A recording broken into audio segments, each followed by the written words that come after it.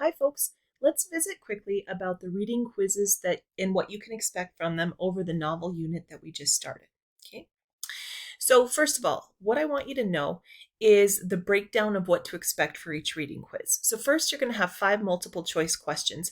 These are going to be level 2 questions. So there is going to be either a right or a wrong answer, really based on key ideas and details from the text that you recall. My friends, this is why you're taking notes. This will help you retain that level 2 information and basic recall. Okay, with 5 multiple choice questions, we're at 2 points each. We have 10 points total for those first 5.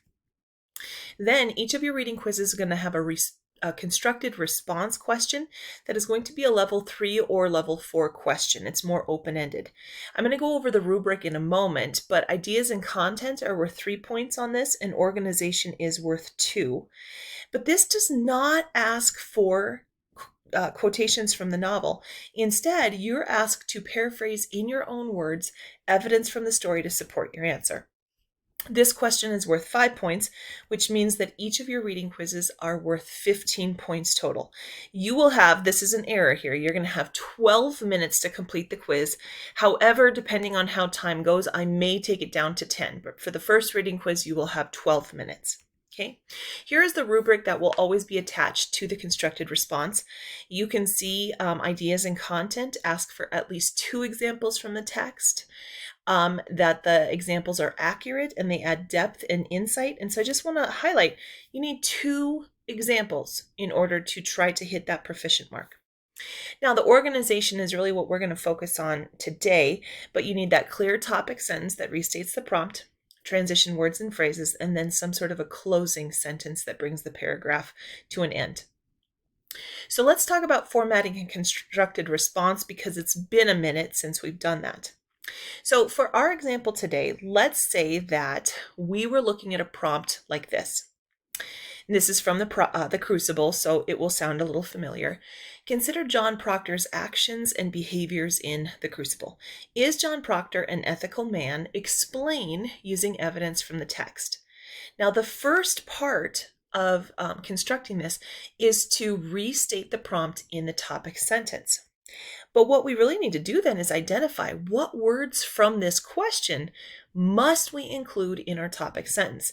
And then you have to use those same words in your own topic sentence, okay?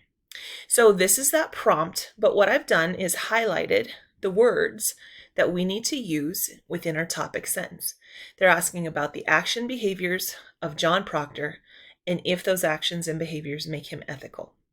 And that's really crucial. If you can't do this first step, then that means your topic sentence can't work. So the first step, identify those keywords, okay?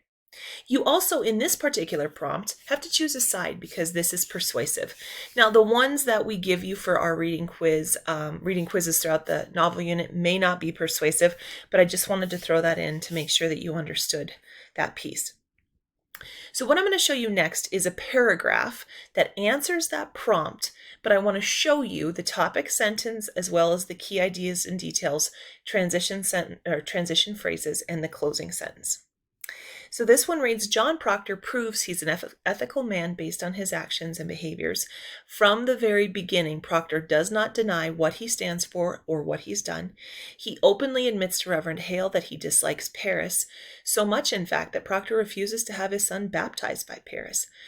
Furthermore, Proctor admits to his adulterous affair with Abigail when his wife Elizabeth questions him about it. When his wife stands accused of witchcraft, Proctor exposes the greatest sin of his life in order to save her. Despite his many shortcomings, John Proctor displays ethical traits in his words and deeds. So that first sentence obviously is my restatement of the prompt. And then you can see that I have different colors for the different types of evidence I provide. I have some in white, I have some in yellow and purple and red. You can also see that that light blue color are my transitional phrases. Maybe some of the words like furthermore is one word, but I really use a lot of phrases. And then finally, that last sentence is really the closing sentence that kind of rephrases what the prompt was about. Okay, so keep this in mind as you are doing your reading quizzes and prompts so that you can be successful throughout this new novel unit.